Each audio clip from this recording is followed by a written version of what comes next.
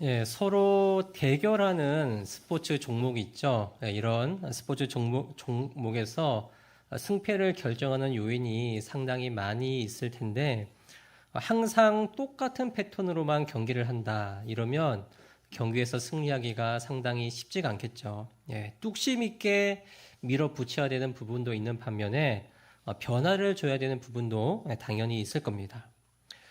창세기에서 반복되는 패턴, 이 창세기뿐만 아니라 성경 전체에서 반복이 되죠. 인간이 범죄하고 하나님께서 기회를 주시고 또 인간은 기회를 잡지 않고 또 죄의 참혹한 결과를 맛보고 하지만 하나님은 다시 구원과 회복의 약속을 주시는 이런 패턴이 반복됩니다. 세상에 죄가 만연하면서 인류가 더 치명적인 죄에 빠져들 때 하나님은 뚝심 있게 똑같은 패턴으로 인간들에게 기회를 주시고 구원과 회복을 주실지, 아니면 과연 인류는 하나님의 마음을 깨닫고 하나님께서 주시는 기회를 잡을 것인지, 아니면 똑같이 주님의 기회를 놓칠 것인지. 오늘 본문은 가인과 그의 후손들에 관한 이야기입니다. 16절 보시면 가인은 에덴 동쪽에 있는 노시라는 땅에 거주했고 그곳에서 에녹이라는 아들을 낳습니다. 이 에녹은 우리가 알고 있는 믿음의 사람 에녹이 아니죠. 가인이 거주한 노시라는 땅의 이름에는 방랑이라는 뜻이 있고 에녹이라는 이름은 시작하다라는 동사에서 파생된 단어가 에녹이라는 단어입니다. 자, 이 이름들에는 가인이 방랑하다가 어느 한 지역으로 들어갔고 그곳에서 새로운 삶을 시작했다. 이렇게 의미를 붙여볼 수가 있을 겁니다. 이 부분에서 한 가지 이상한 점이 있죠.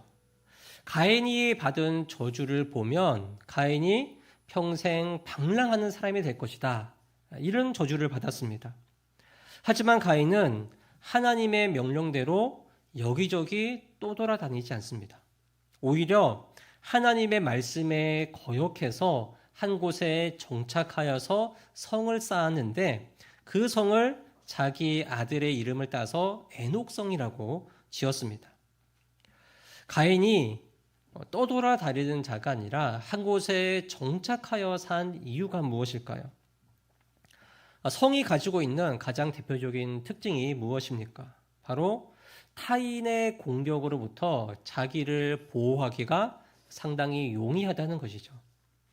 14절에서 가인은 나를 만나는 사람마다 나를 다 죽이려고 달려들 것 같습니다.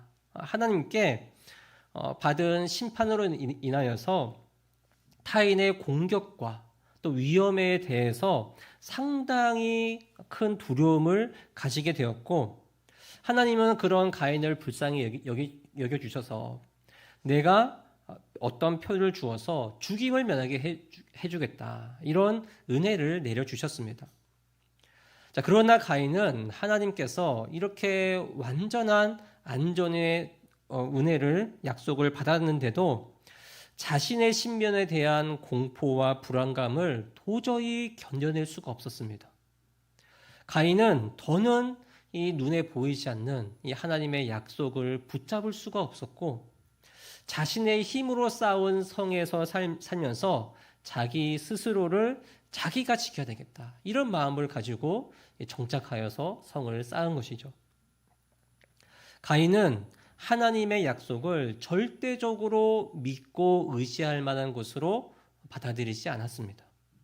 죄로 인해 찾아온 이 내면의 불안함, 가인의 내면 속에 있던 불안함은 눈에 보이지 않는 하나님의 약속을 보고 붙잡기보다 눈에 명확하게 보이는 것, 그것을 더 신뢰하고 믿고 의지하게 만들었다는 것이죠.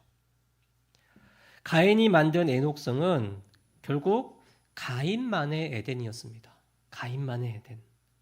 중요한 것은 그 에덴에 하나님께서 계시지 않았죠. 창세기 3장에서 죄로 물든 인류는 에덴을 회복해야 된다라고 말씀드렸습니다. 에덴의 본질이 무엇입니까? 하나님께서 함께 하시는 것. 그래서 그분과 온전한 교제를 누리는 것. 하나님의 통치 속에서 이 안전과 평안과 풍족함을 누리는 것. 이 모든 은혜에 감사하면서 하나님을 예배하는 것. 이것이 에덴의 회복이었습니다. 에덴의 회복은 하나님이 없이는 그 개념 자체가 생길 수가 없죠. 자, 그런데 가인은 에녹성에 하나님이 없는 에덴을 만든 겁니다. 그곳에서 가인은 나는 이제 괜찮다. 이제 나를 위협할 사람은 없다. 나는 안전하다. 이 말을 되뇌면서 평생 살았을 텐데 정말 가인의 삶 가운데 평안과 안식과 풍요가 있었을까요? 가인들의 후손들을 통해서 이 질문에 대해서 답을 해볼 수가 있습니다. 사람들이 성을 쌓아서 자신의 신변을 보호했다는 점을 봤을 때 이미 이 시대에 싸움이 있고 또 전쟁이라고 할 만한 그런 싸움이 있었다고 볼 수 있습니다. 사람들은 본격적으로 서로 뺏고 빼앗기는 이런 투쟁 속에서 살았던 것이죠. 가인이 에녹성에 의지하여 후손들을 낳고 살아가던 중에 18절 보시면 가인의 계보 중 마지막에 라멕이 등장합니다. 성경의 저자는 라멕이 어떤 사람이라고 말합니까? 19절 보시면 라멕이 등장하자마자 두 아내를 맞이했다는 이야기를 꺼냅니다. 라멕에 대한 첫 번째 설명은 라멕이 두 아내를 맞이했다. 자, 라멕은 아다와 실라라는 두 명의 아내를 둠으로써 공식적으로 인류 최초로 일부 다처제를 시작한 사람이 되었습니다. 본문에서 라멕의 일부 다처제를 문제 삼는 그런 말은 직접적으로 언급하고 있지 않죠. 그러나 성경의 저자는 한 남자와 한 여자가 연합하여 한 몸을 이루리라는 이 하나님의 말씀에 라멕이 불순종하여 두 아내를 두었다는 사실을 은연중에 드러냅니다. 라멕이 두 아내를 둔 것, 인류 최초로 일부 다처제를 둔 것은 바로 죄의 결과라는 것을 보여주는 것이죠. 아브라함과 야곱 그 외에 수많은 사람들이 다 여러 명의 아내를 두지 않았냐라고 말할 수가 있지만 하나님은 이 부분에 대해서 직접적으로 질책하신 적은 없고 또 그것을 허용해 주셨습니다. 하지만 아브라함과 야곱의 집 그리고 그와 관련된 수많은 사람들이 항상 이 문제 때문에 많은 다툼과 갈등을 겪었습니다. 라멕은 생육하고 번성하여 땅에 충만하라는 이 하나님의 말씀에 순종하기 위해서 두 아내를 둔 것이 아니라 결혼이라는 제도를 만드신 하나님의 말씀을 무시하고 자신의 욕망을 채우는 것에 중점을 두었다는 것을 알 수가 있습니다. 하나님 없는 에덴에는 결국 인간의 욕망이 도사리고 있었고 이 욕망은 끝없이 확장되는 모습을 보여줍니다. 23절과 24절 말씀을 보시겠습니다. 라멕이 아내들에게 이르되 아다와 실라여 내 목소리를 들으라. 라멕의 아내들이여 내 말을 들으라. 나의 상처로 말미암아 내가 사람을 죽였고 나의 사랑으로 말미암아 소년을 죽였도다. 가인을 위하여는 벌이 7배일진데 라멕을 위하여는 벌이 77배이로다 하였더라. 자, 라멕은 두 아내에게 내 목소리를 들으라 라고 하면서 하나의 노래를 들려줍니다. 그런데 그 노래의 내용이 상당히 심상치가 않죠. 나는 나에게 상처를 입힌 사람, 나를 상하게 한 소년을 죽였다. 라멕은 자신에게 상해를 입힌 사람들, 특히 한 소년을 죽인 일을 가지고서 노래를 지어서는 자랑하듯이 그것을 기념하듯이 아내들에게 노래를 불러주었던 겁니다. 라멕은 어떠한 사람인 것을 보여줍니까? 극단적인 복수를 통해서 자신의 욕망을 채우는 사람이고 이런 일을 통해서 노래하고 자랑했다는 것은 살인을 저지르고서도 일말의 죄책감을 느끼지 않았다는 것을 보여줍니다. 가인과 람에게 다른 점이 있다면 살인을 저지른 후의 모습이죠. 가인은 치밀하게 계획된 살인을 저질렀습니다. 가인도 상당히 이 살인이 잔혹했죠. 근데 그 이후에 이 죄로 인한 두려움과 불안감에 떨면서 평생을 살았습니다. 하나님은 이런 가인을 불쌍히 여겨주셔서 가인을 죽이는 사람은 7배로 그 벌을 받게 될 것이다. 이런 약속을 해주신 것이죠. 그러나 라멕은 자기 스스로 말합니다. 가인을 죽인 사람은 그의 벌이 7배라고 했는데 나를 죽이는 사람은 77배의 벌을 받을 것이다. 라멕에게는 죄로 인한 죄책감도 또 누군가 자신에게 복수할 것 같다는 이런 불안감조차도 없었습니다. 오히려 내가 강한 힘을 가지고 있기 때문에 나를 복수할 사람은 존재하지 않는다. 이런 교만함으로 가득해서는 나는 합당한 이유로 살인을 저지른 것이니까 나를 공격하면 나는 더 크게 복수하면 그만이다. 이런 마음을 가졌던 것이죠. 가인만 하더라도 상당히 반인륜적인 죄를 저질렀는데 람에게 와서는 죄가 인간의 내면을 완전히 어그러뜨립니다. 죄를 지어도 너무 뻔뻔한 모습을 보이는 것이죠. 죄의식이 완전히 무너진 그런 모습이 보였던 겁니다.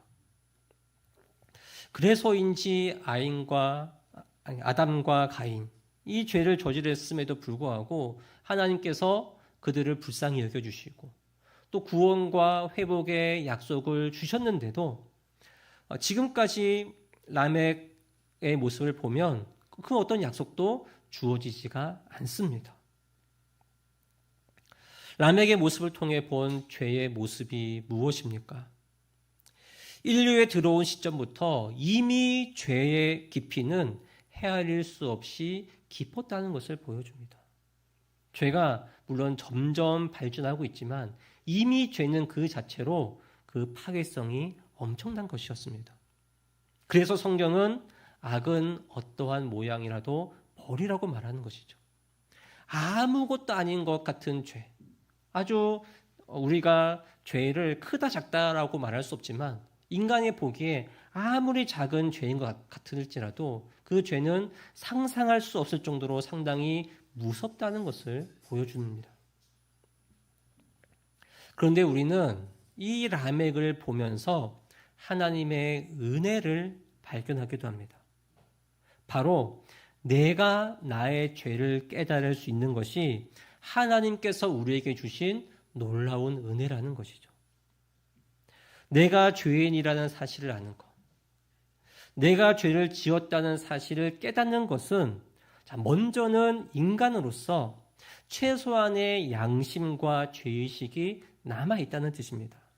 무엇이 옳고 무엇이 그른지를 아는 것, 인간이 세상을 살 때 필요한 가장 기초적인 것이죠. 이것보다 더 중요한 것은 죄에 대한 영적 분별력이 있다는 뜻입니다. 하나님 앞에서 이것이 죄이다, 저것이 죄이다, 이것을 분별하는 게 중요한 이유는 죄에 대한 의식이 곧 죄에 대한 회개와 연결되기 때문입니다. 죄가 하나님과 나의 관계를 막는 것의 심각성을 깨닫고 죄의 문제가 있을 때 반드시 죄에서 돌이켜서 하나님께 나아가는 것, 하나님의 거룩하심과 의로움을 담고자 하는 그런 의지가 일어나는 것, 어디에서 나오는가? 하나님 앞에서 내가 죄인이다, 이것이 죄이다, 이런 죄에 대한 의식, 또 죄에 대한 영적인 분별력에서 회개가 나온다는 것이죠. 문제는 인간은 죄를 깨닫지 못하고 또 깨달으려고도 하지 않는 존재라는 겁니다. 인간의 죄된 본성은 내가 죄인이라는 사실을 적극적으로 부정합니다. 내가 할 수 없는 걸 하나님께서 해주십니다. 내가 나의 죄를 깨달을 수 없기 때문에 하나님께서 나의 죄를 깨닫게 해주시는 것이죠. 그래서 내가 나의 죄를 깨닫는 것, 하나님께서 주신 놀라운 은혜라는 겁니다. 그러나 우리 안에 있는 죄성은 이 은혜조차도 부정하고 거부하라고 말합니다. 인간의 죄성은 우리가 죄에 대해서 무감각하게 만들고 죄인을 향한 하나님의 마음을 왜곡하게 만듭니다. 그래서 우리가 가지고 있는 이 죄성이 우리에게 이렇게 계속 속삭이는 것이죠. 이게 죄라면, 겨우 이게 죄라면 이 세상에 죄가 아닌 게 뭐가 있겠어. 이 정도는 죄라고 할 수가 없어. 하나님은 이미 너의 죄를 다 알고 계시고 또 너를 이미 다 용서하셨잖아. 굳이 너가 죄의식을 느껴서 괴로워할 필요가 있느냐. 아담과 하와의 경우에서 봤듯이 이 죄라는 것은 수치심을 만들어냅니다. 특히 우리나라에는 수치 문화가 있죠. 수치 문화가 있어서 한국의 그리스도인들은 자신의 죄와 연약함이 드러나는 것, 그리고 그것을 표현하는 것을 상당히 꺼려하는 경향이 있습니다. 그래서 중요한 기도 제목, 꼭 이루어졌으면 하는 기도 제목이 있을 때는 우리가 그래도 주여 주시옵소서라고 하면서 좀 소리를 지르기도 하고 또 이렇게 소리를 높여서 기도하기도 하는데, 여러분 이제 회개해야 됩니다. 구체적인 죄를 우리가 꺼내 들고서 회개 자료로 나아가야 됩니다 하고 기도합시다라고 하면 옆에 앉아있는 성도가 내가 죄를 고백하는 걸 들을까 봐 두려운 마음이 듭니다. 그래서 아주 작은 소리로 기도하거나 아니면 구체적인 죄를 말하는 것이 아니라 그냥 뭉뚱그려서 말하는 그런 경향이 우리에게 있습니다. 이런 문제는 하나님을 향해서도 있죠. 하나님께 좋은 모습, 또 잘하는 모습만 보여드리고 싶은 그런 마음이 있습니다. 그런데 나에게 죄가 있으면 하나님께 나아갈 여지가 없다. 하나님께 부끄러워서 나아갈 수가 없다라고 하면서 하나님께 나아가지 않는 그런 모습을 우리가 가지고 있는 것이죠. 죄는 다양한 방법으로 사람의 마음을 좀먹습니다.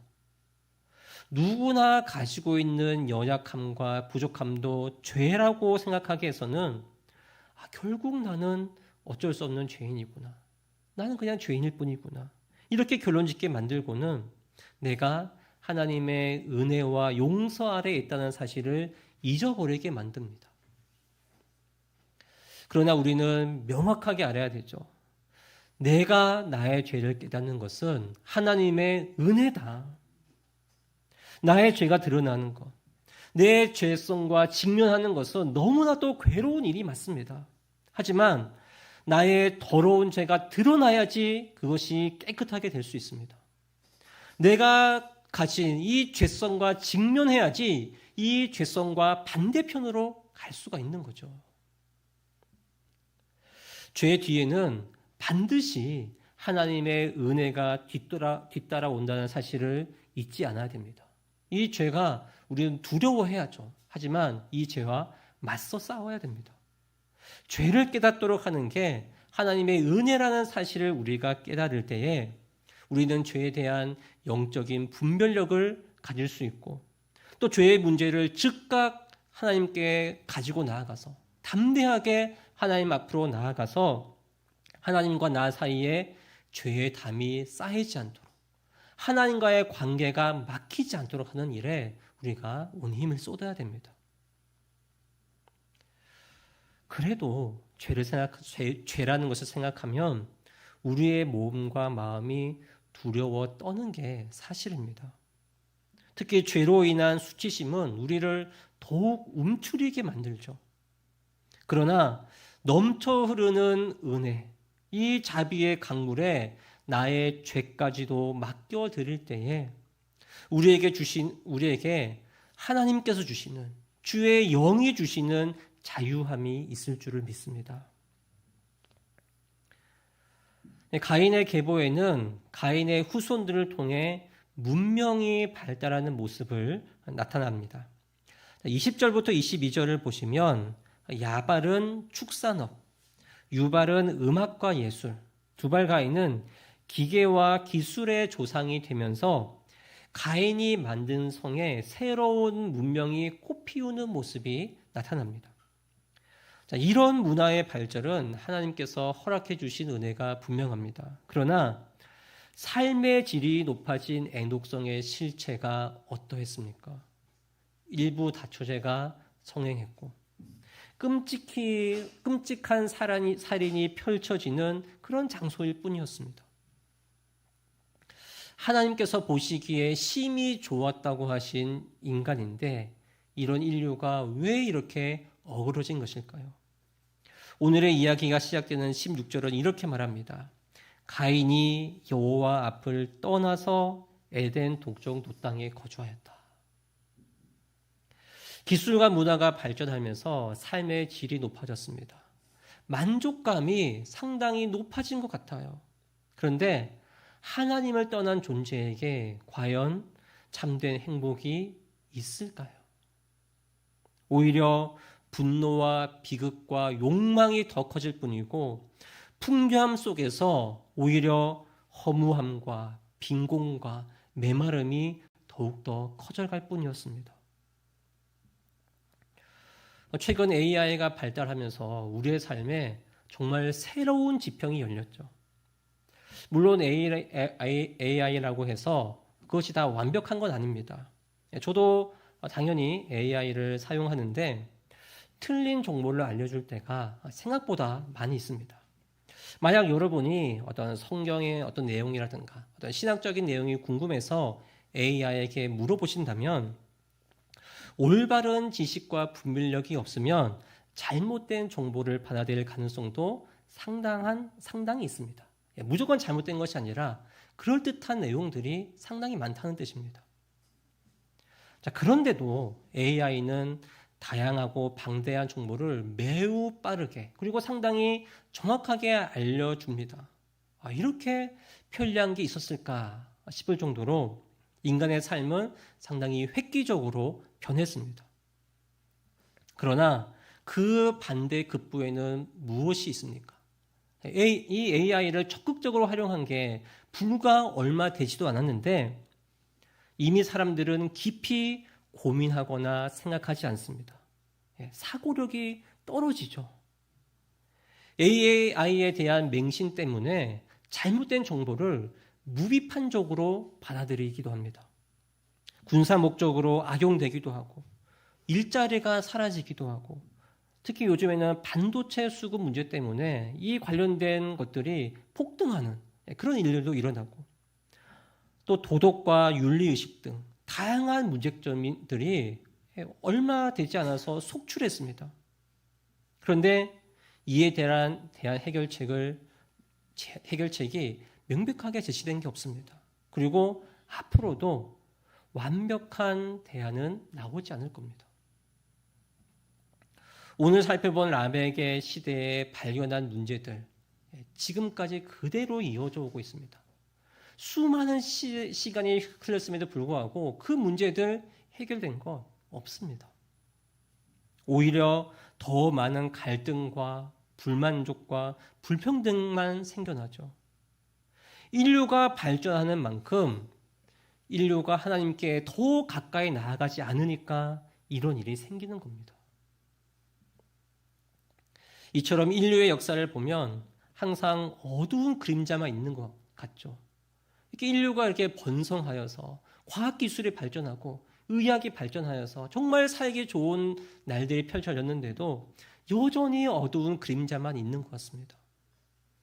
그런데도 인류가 여기까지 온 이유가 무엇인가요?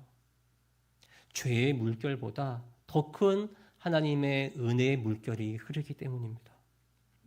25절과 26절을 보시겠습니다. 아담이 다시 자기 아내와 동침함에 그가 아들을 낳아 그의 이름을 셋이라 하였으니 이는 하나님이 내게 가인이 죽인 아벨 대신에 다른 씨를 주셨다 함이며 셋도 아들을 낳고 그의 이름을 에노스라 하였으며 그때의 사람들이 비로소 여호와의 이름을 불렀더라. 이 부분을 보시면 라멕 때 끊어진 것처럼 보이는, 인간이 범죄하지만 하나님께서 은혜를 주셨다라는 패턴이 다시 등장합니다. 아담과 하와가 다시 동침하여 아들을 낳았는데 하나님께서 가인이 주신 아벨 대신에 다른 씨를 주셨다라고 하면서 그 이름을 셋이라 짓습니다. 하나님께서 인류를 위한 새로운 희망을 비춰주셨다는 것을 나타냅니다. 그리고 셋이 아들을 낳고 그의 이름을 에노스라고 지었는데 중요한 것은 그때부터 비로소 사람들이 여호와의 이름을 불렀다는 것이죠. 사람들이 여호와의 이름을 불렀다는 게 무엇을 의미할까요? 이 말은 이전의 인류는 하나님의 이름을 부르지 않았다, 예배를 드리지 않았다라는 뜻이 아니라 셋의 시대부터 예배의 전통이 세워지고 또 이후 노아, 아브라함, 이삭 등이 새로운 삶을 시작할 때마다 이 전통에 따라서 여호와의 이름을 부르면서 하나님을 예배하는 것, 이 일을 잊지 않았다는 것을 의미합니다.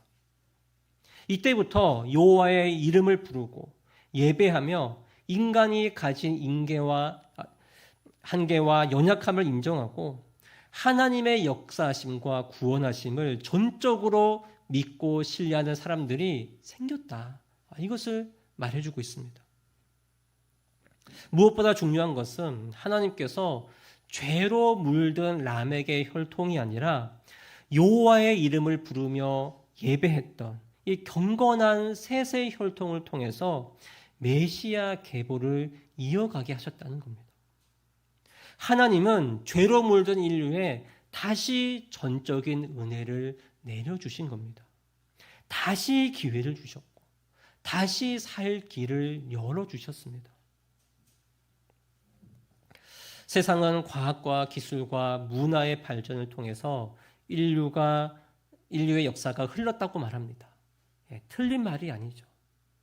하지만 하나님은 문명의 발전을 이루었지만 불의했던 사람들이 아니라 큰 업적을 이루진 않았어도 겸손히 주님의 이름을 부르며 하나님을 예배하는 이 사람들을 통해서 인류가 구원의 역사가 흐르는 길로 인도하도록 하셨다는 것을 보여주고 있습니다. 나의 삶, 또 우리 가정의 역사가 무엇을 향해 흐르고 있습니까? 우리 민들레 교회의 역사가 흐르는 길에는 무엇이 있어야 하겠습니까? 우리 자녀 세대들이 갈 길을 우리 부모 세대들이 잘 닦고 있습니까? 하나님은 오늘도 여호와를 즐거이 부르며 예배하고 나의 삶과 나의 믿음을 통해서 우리 집안의 역사와 구원이 흐르도록 인도하고 계십니다. 하나님만 섬기고 예배하는 이 성도들을 통해서 교회의 역사를 이끌어가고 계십니다. 자녀들이 부모 세대가 하나님을 부르짖고 주님을 찾는 이 소리를 듣고 자라야지 우리 자녀 세대도 부흥을 기대할 수 있고 하나님을 부를 수 있고 하나님과 함께 살아갈 수가 있습니다. 나의 삶과 우리 가정과 교회, 또 우리 다음 세대가 여호와의 이름을 부르는 세대가 되도록 먼저 우리가, 우리 교회가 주님의 이름을 부르고 주님을 찾고 하나님을 예배하기를 소망합니다. 말씀을 맺겠습니다. 내가 나의 죄를 깨닫는 것이 하나님의 놀라운 은혜라는 사실을 깨닫고서 죄에 대한 영적 분별력을 가지고 날마다 죄에서 돌이키시는 삶을 사시길 원합니다. 하나님의 이름을 부르며 예배할 때 하나님의 구원 역사가 흐른다는 사실을 기억하시고 여호와를 즐거이 예배하고 또 하나님만 섬기고 주님의 이름만 부르는 복된 예배자들이 되시기를 주님의 이름으로 간절히 축복합니다.